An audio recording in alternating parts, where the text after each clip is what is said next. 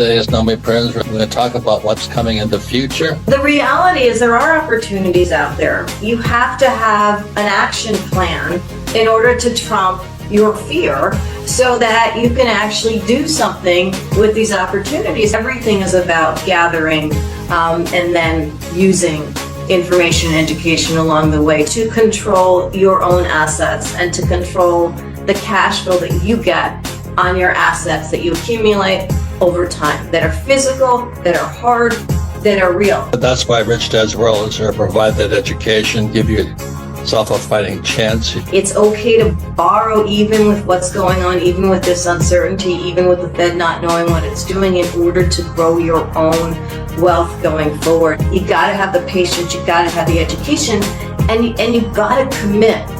And you have to start today. I think it's going to be the biggest opportunity in history. It's time to get smarter with your money and take a look at what's really happening.